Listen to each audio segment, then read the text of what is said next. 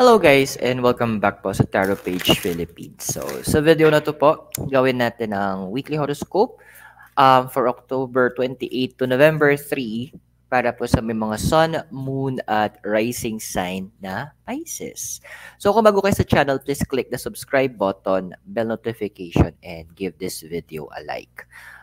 Kung hindi nyo po alam kung ano yung sun, moon at rising sign nyo po, kasi importante rin ito, sa dulo po ng video natin, meron po tayong link para dito. And good news, we also have na po ngayon yung tinatawag kong extended readings, kung saan itutuloy natin yung readings na ito, ngayon gagawin natin, pero mas malalim na. If necessary, makakuha tayo ng mga time frames or mga signs na kailangan mo, lalabas yun at lumabas sa cards yun, sasabihin natin. To access ang ating mga extended readings, i-click nyo lang po yung join button sa baba. Ayan, so mapapala nyo po lahat. So, for private readings naman po and spellworks, you can message me sa aking personal Facebook account. Link is in the description below. At sa mga gusto pong mag-donate to support our channel, pwede nyo pong gamitin yung thanks button sa baba o yung GCash or Maya. Number is in the bottom of the screen. Pisces, kamusta ka? Okay, so we have here is the Six of Cups and a change in the wind. Now, 6 kasi, this is the number of harmony. Si Cups naman, symbol ng water, so about the emotion, that's change in the wind. Hindi ka na aaning. Yun lang yung iko-confirm ko sa'yo. Hindi ka na aaning, hindi ka na babalisa, wag ka mataranta actually sa mga ganap mo sa life. It's because the universe is actually doing something in you. Meron siyang sinistir. So, hindi siya dagdag hindi rin siya bawas. May ginigising lang siya deep inside you. So, parang yung pag uminom ka, di ba, ng chocolate drink, tapos siguro naiwanan mo siya ng, sabihin natin, mga 2 hours, ganyan. Di ba bumababa yung chocolate, yung lasa, sa iwan sa taas yung parang tubig niya. So, the universe is actually planning na gisingin yung part mong yon. So, kaya tinatawag siya steering. Nasa sayo na nagkataon lang nawaglit mo siya for quite some time, kaya medyo bumaba, medyo nanahimik. 'Di ba parang minsan yung gamit kapag yung ano yung may term sila kapag matagal kang parang yung may idea ko pa paano magtugtog ng gitara. Tapos ang tagal kong hindi tumutugtog ng gitara. So ang ending ni bakla nung tumugtog, yung term nangangalawang. Parang kinakapakot. Alam ko, pero andoon na kailangan ko lang na parang, okay, kailangan ko lang i-practice ulit. So, okay, nagigets ko na. Ayan. So, ito nga pala yung D, ganyan. So, andoon na ginigising, kumbaga sa, nilalagyan mo lang ng oil para bumalik ka doon sa level, Diyos ko po, akala ko malalaglag. Bumalik ka doon sa level na kung saan you are able to do it again. Ibabalik mo siya. So, huwag kang magtataka. Yung nararamdaman mo, it's the universe, tinatawag ka niya pabalik doon sa previous things na ginagawa mo na alam mong beneficial para sa'yo. Alam mong maganda yung effect, siguro naging busy ka lang.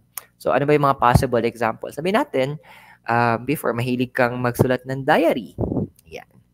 And para sa yung time na yun yung time before, kaya mo siya nagginawa or gumagawa ka ng journal kasi therapeutical siya para sa'yo or natutulungan ka niya para yung gawain yun para ma-release yung emotions mo or makaalpas ka doon sa sitwasyon or makahinga ka man lang sa mga nangyayari.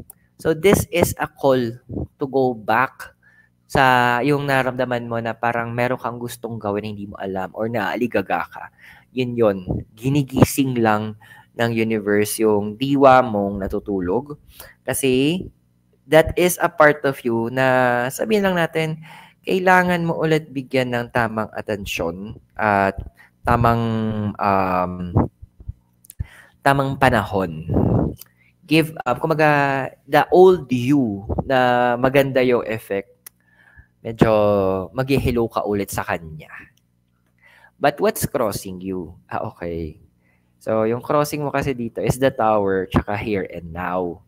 So, si the tower kasi medyo encompasses nito ang communication.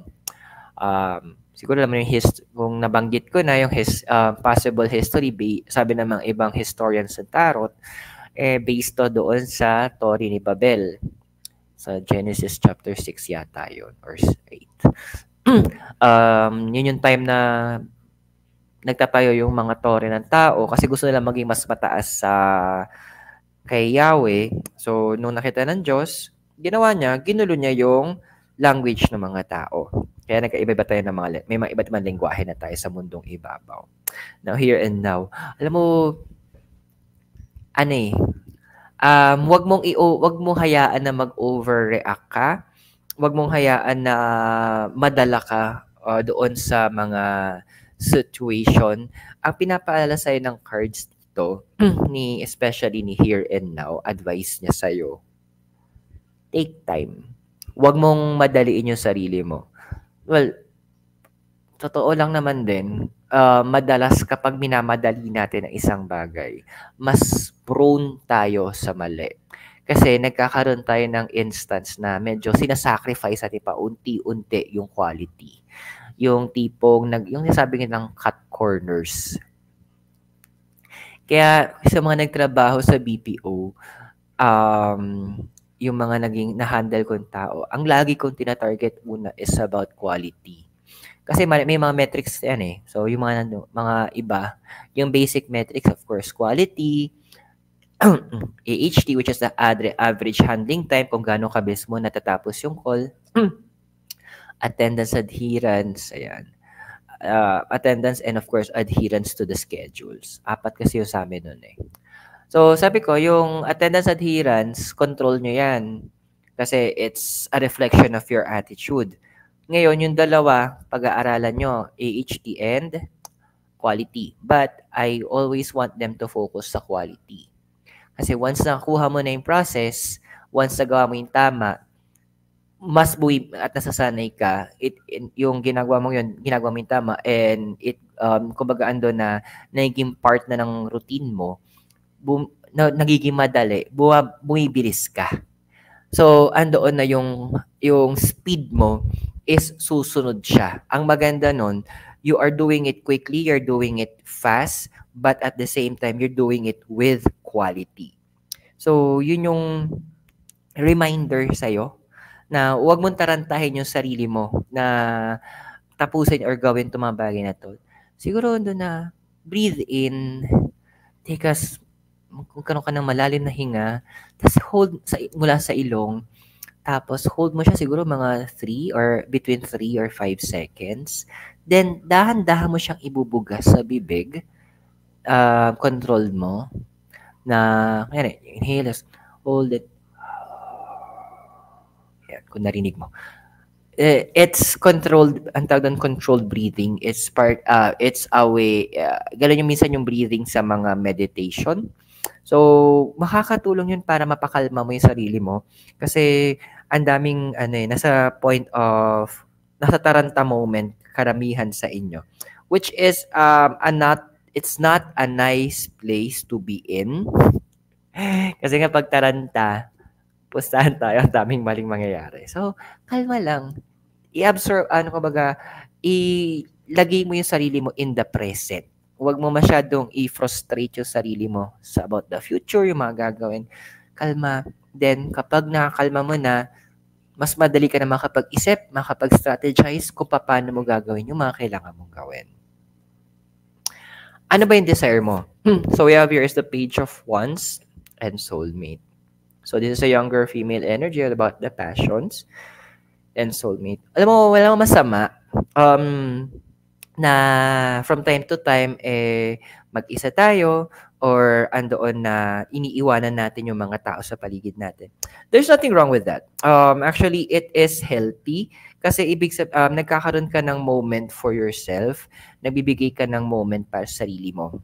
Para, kumbaga, mas masanay mo, mas ma-focus mo yung mga kailangan mong gawin.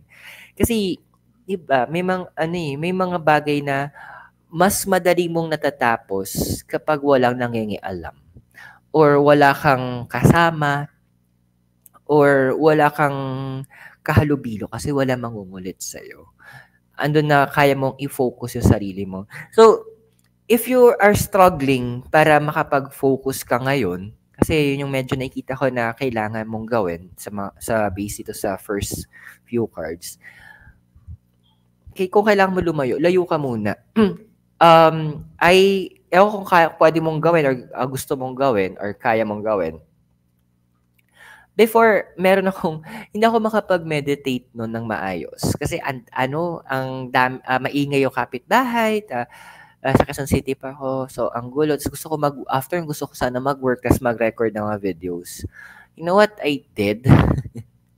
So, nag-book talaga ako ng, malapit lang. Kasi parang, guro, isang jeep lang yung layo or, mag-aangkas lang ako. Nag-book ako ng staycation, yung naghanap ako ng mura. Tapos doon ako nag-stay for 3 days and 2 nights. Tapos mag-isa lang ako, first, for the food din. Mag-isa lang ako. Dami kong nagawa. Dami kong natapos. Kumbaga, yung work ko na dapat gagawin ko pa next week, halos nangalahati na. Dahil yung tipong ako lang, yun nandoon. Walang nangungulit, walang distraction. Then pagbalik ko nun, andoon na, it was worth it. Minsan kailangan mo mag-invest din na meron kang safe place or meron kang yung tinatawag ko na sacred place para matapos mo or ma-produce mo yung kailangan mong mga magawang bagay. So, if you're thinking na parang bet ko munang mag-out of town. Kunyari, sabihin natin, nasa Metro Manila ka lang. Tapos may nakita ka, sabihin natin, mga bandang Antipolo lang, or Tanay Rizal, o mga Bulacan lang, yung mga parang bungad lang na lugar, or nakita ka na, parang meron ditong condo, tas for the staycation. Go, laban mo. It will also have good benefits para sa'yo. Kasi yun yung hinahanap mo a moment for yourself. Tingnan natin ano ba yung foundation mo ngayon. So we have here is the 6 of Swords and the card of Y. Now, 6 kasi this is about harmony. Si Swords, air, so mind and intellect. Alam mo, feeling ko kakabanggit ko ng mga meaning sa numerology tsaka elements. Nakakabisado nyo na. And that is good. Para next time kayo magbasa, para magkaroon na kayo ng idea magbasa ng cards. O nga no, gusto niyo ba matuto magbasa ng cards din para sa personal? You can message me. We could set up another class para dyan. Anyway, so yung foundation mo kasi ngayon, since meron kang desire, meron kang gustong gawin, meron kang gustong i-target, meron kang gustong matapos, ma-produce, parang andoon na hindi siya nagja-jive doon sa peace of mind na hinahanap mo. Andun kasi with this card, ang daming distractions.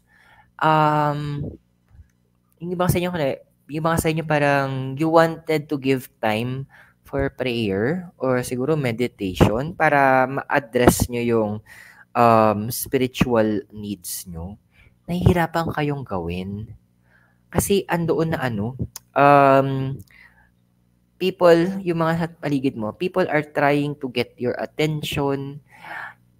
Kumbaga parang, kung siguro hindi mo pa ipipikit yung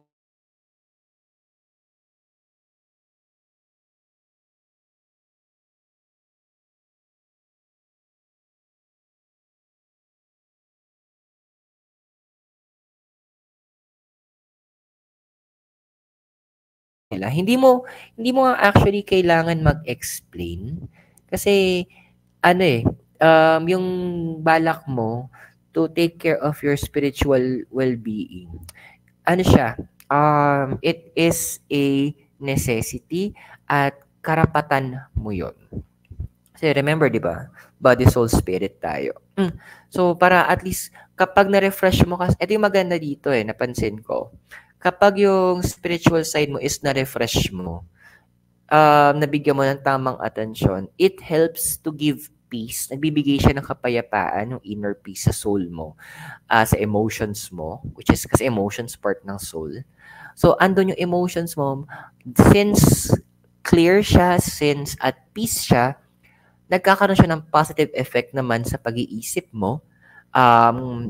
Napapakalma niya isip mo, nabibigyan ka ng right ideas, yung tamang momentum mo ba, yung tamang gagawin mo, and even nagbubukas din siya ng doors para mas maintindihan mo ano yung plans ng universe. So, once you have done that, andoon na, since maganda na idea mo, so once you speak naman, kasi out of, tas maganda din yung emotions mo, so out of the abundance of the heart, magsasalita, the mouth speaks, sabi.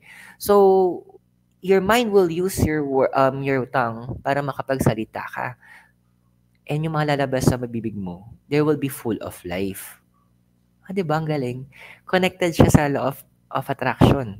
Makapag-declare ka ng mga gandang bagay, makapagbigay ka ng mga proper advices, andoon na you will be able to attract the positive energies of the universe, papalapit naman sa'yo. And sabi nga din hindi ko alam kung si Jesus nagsabi nun, the tongue has the power over life and death, and whoever loves it will eat its fruit. So, ibig sabihin nun, kung ano yung lalabas sa bibig mo, babalik din sa'yo. Diba? Yung isipin mo, ang balik sa'yo, prutas, kakainin mo. So, parang salita lang yung nilabas mo pero ang balik sa'yo, kakainin mo yung prutas. So, eto na yung time na ititrain ka ni universe para ma-maximize mo yung law of attraction through the power of declaration. Galing. Ganda. So, what's in the past? Meron tayo ditong Two of Swords tsaka Deep Knowing. Now, 2 kasi, this is the number of balance. Swords about air, about the mind. And then Deep Knowing. Alam mo, may mga... Kasi sa mga struggles ng karamihan sa inyo sa House of Pisces, yung Sun, Moon at Rising, isa sa mga struggles nyo ngayon is andoon na yung mga ideologies nyo, yung mga paniniwala nyo. Siguro naging effective siya yung mga paniniwala mo before, yung mga pinanghawakan mo, they were effective. Again, with the emphasis in were. Sa Tagalog, naging epektibo dati. But, hindi ibig sabihin na epektibo siya dati, is effective pa rin ngayon. So, andito na pinapakita ng cards na you need to make sure na to review. Ito pa bang mga paniniwala ko to? Ito ba itong mga pinanghahawakan ko to? Ito bang mga ginagawa ko to? Ito ba, even the people, ito ba kahit ang mga taong nasa buhay ko, effective pa rin ba sila? Nagdadala pa rin ba sila ng good energies para sa akin? O andoon yung punto na kailangan ko ng pag-isipan if I need to let go? Ayun na. So, letting go is a process Sa iba, process. Pero minsan sa akin kasi ayaw ko siyang gawin ng biglaan. Siguro it comes doon sa sign ko na I'm a stellium ng Scorpio. Tapos, Sun tsaka rising ko Scorpio. So, andoon na kaya kong mag-cut ng individuals if necessary kapag hindi na maganda yung effect nila sa akin. Parang gamot lang, di ba? Pag hindi maganda yung dating, di ba may nagka-allergy ka, bakit mo itutuloy? Bakit mo kailangang ubusin? Kung ang magiging risk nun is yung health mo, di ba? So, that's something to think about then. Tingnan natin ano ba yung future na ikaw. Ay, perfect. The Sun and time to go. Well, the time to go, hindi yan para sa'yo. The time to go is for them. The Sun kasi, this is about enlightenment. Bright ideas, bagong simula. Di ba kapag bagong putok sa Sunshine de la Cruz, paraan natin, ay, bagong umaga, bagong pag-asa, ayan, bago ang pandesal sa panaderia. Miss ko tuloy pandesal. Wala mata pandesal dito eh. Bago, yung mga everything is brand new. Even yung mga bulaklak, may kita mo na they are blooming. Yan. So, nagbubukas ng mga bagong pinto. So, this is also the message of the cards para sa'yo. Andoon na i-welcome mo yung mga changes and yung ini-steer sa heart mo ng universe, yung ginigising niya sa'yo, bibigyan mo ng tamang atensyon. At makikita mo na, wait, beneficial sa akin to. Maganda yung effect in iba't ibang aspect ng life ko. And may mga kailangan ko mag-detoxify kasi may mga bagay na hindi na maganda na ine-entertain ko sa life ko. So there's nothing wrong with it. So ang ganda ng gagawin mong changes pa sa sarili mo. And it will be para kang alam mo yung ahas na nagbalat? Same you, pero bagong balat lang. Good job. So, if the readings are resonating para sa'yo at gusto mong malaman yung mas malalim pang readings, i-click mo yung join button sa baba para maging member ka at mapapanood mo yung extended readings natin kung saan papalalimin pa natin yung mga message ng cards para sa'yo. So, tuloy lang natin for this video yung check natin yung physical and emotional environment mo, your hopes and fears, and yung future and the message of the deities. Your physical environment is the judgment and message in a battle. So, sa judgment, something lost, coming back to life. Something nawala, magbabalik. Alam mo, hindi ko alam pero what I'm seeing here, hindi ko alam, I think this is a specific individual or specific person. Kung may nawala sa inyo na pet nyo, there is a very big chance na bumalik siya anytime soon. So, ang nakakaloka lang kasi, yung sinasabi ni message in a battle, dalawa yung way ng pagbalik nung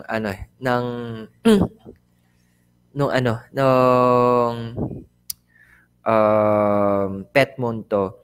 The first one is literally makakabalik siya as is. Yung pangalawa is babalik siya in a different form. Meaning na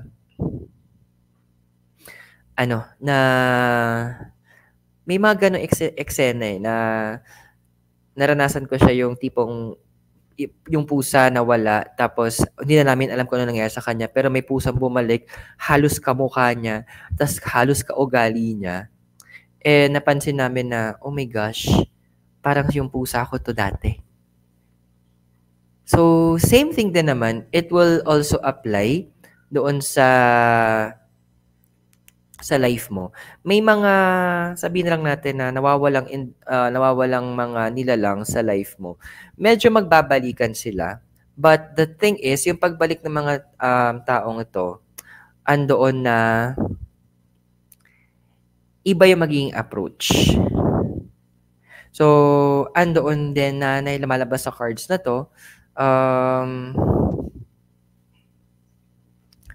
with yung sa judgment, may mga another part nito kasi may mga may mga trigger moments na mangyayari. Meaning may mga incidents na magaganap na hindi mo akalain na mangyayari, and it will bring back some memories.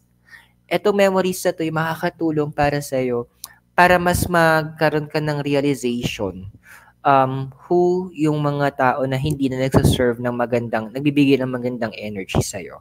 Parang sabihin natin, it's a reminder na, ay, ito yung masama yung ugali sa akin nun Ito yung bata kami, kinaltukan ako.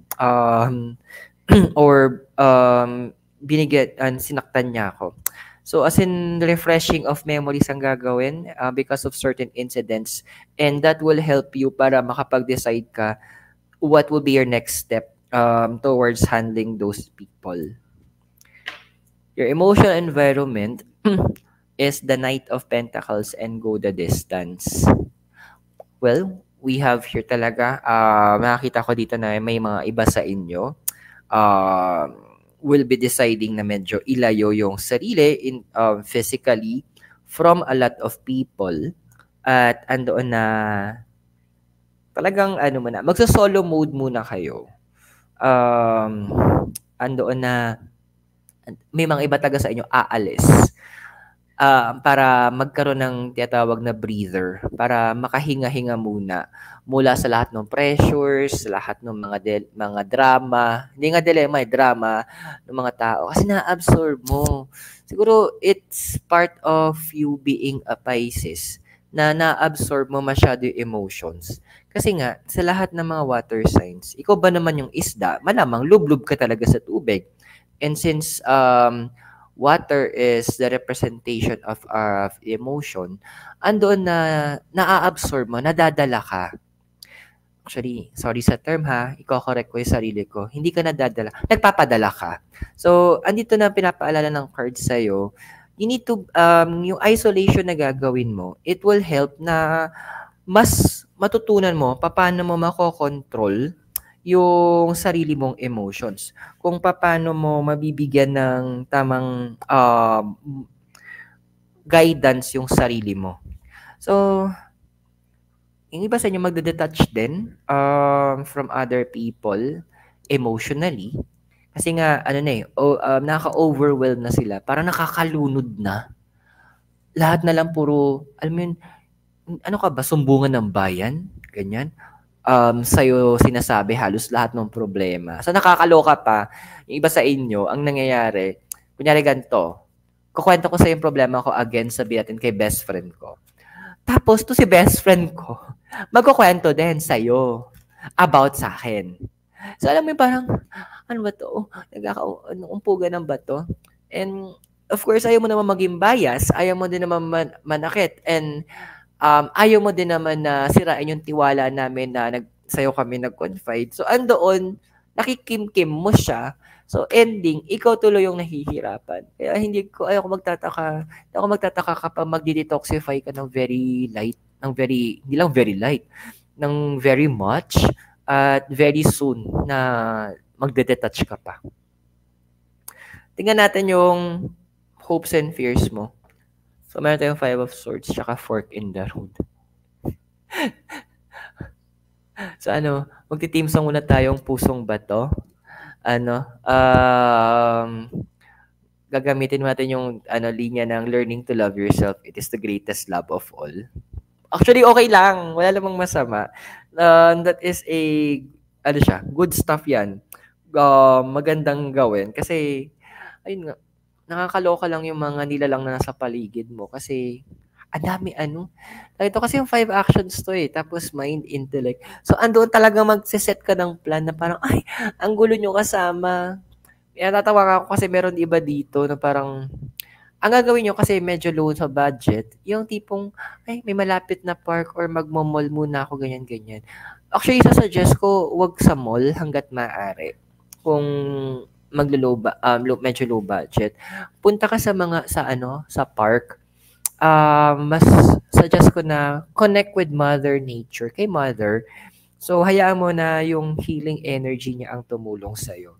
What I do a lot, personally, kapag park, tapos nakahanap ako ng area na may grass, nagtatanggal ako sapatos, kung pwede, tsaka medyas, ganyan. Then, hinahayaan ko lang na maapakan ko yung grass. Iba yung healing niya na dinadala. Hindi ko ma-explain. Or kung may makita akong puno na pwede kong sandalan, doon sa ilalim nun, parang hayaan ko yung I'm one with nature. Hindi ko, may explanation yun about yung transfers of energy. Hindi ko lang maalala kung saan ko napanood. Pero it really helps to heal yung energies natin, which in return, heal din yung physical body. So sa future, nakita natin dito 9 of Swords tsaka Blessed. Alam mo, wag ka magtaka na bigla kang, alam mo yung parang, kasi may mga Paano ko ba ipuput na medyo maganda yung sasabihin ko? May mga tao kasi sa paligid mo na hindi nila magigets yung ginagawa mo na temporary isolation na ginagawa mo to for your healing. Alam mo 'to may mga tao, may individuals na siguro sabihin natin napakakapal na ng kalyo ng muka, insensitive sila. Na andun pa rin na pipilitin pa rin lang gawin kang emotional punching bag. Hindi ako magtataka na bigla kang magbo-burst out sa kanila. Na i-real talk mo sila. And that's not a problem. Kasi minsan totoo, kailangan mo bigyan ng one time, big time to mga to. Kumbaga, na-steer nila yung inis mo na. Napuno ka na, na-steer up nila yung ano. Kaya, one time, big time, boom. Basag sila. Ano ba yung message sa'yo ng deities? Okay, diba? Ang galing na ng summary. So, we have here is the card of Pluto, completion, secrecy, and a wish to transform. Literal, andoon na yung sometimes yung mga bagay na hinahanap natin kasi to transform us is wala sa paligid natin.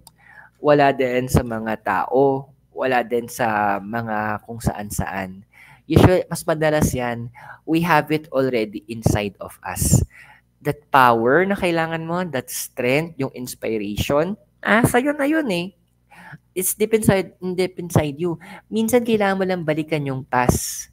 Minsan ungkatin mo ng very light, tapos makikita mo doon, oh my gosh, andito pa pala yun. Andito pala siya all this time. So I hope nakatulong yung readings para sa'yo. At tandaan yung mga readings natin. They are for guidance purposes. May free will tayo. Use it wisely. So kung bago kayo sa channel, please click the subscribe button, bell notification, and give this video a like. At kung gusto niyo po malaman, kasi medyo naaning na ako dito, nagpull na ako ng cards for the extended reading, nakakatuwa lang yung mga lumalabas. So if you would like to know ano pa yung in-depth message ng universe para sa'yo, and possible predictions na din sa nakikita ko, pwede nyo po i-click yung join button sa baba. For private readings and spellworks, i-message po ako sa Facebook ko. Yung link is nasa baba sa description ng video. And to support the channel para lumago, you can click the join button sa baba. Yung thanks button sa baba, yung heart. On donations can be sent via GCash or Maya, numbers on the bottom of the screen. So, Pisces, maraming salamat. God bless. Namaste. Hare Krishna and blessed be. At naway magkita tayo very soon. Mula po dito sa Latrina at Benguet, kasama po ang Mikay Noodles. You have a great day. Keep safe and I'll see you very soon, Pisces. Bye!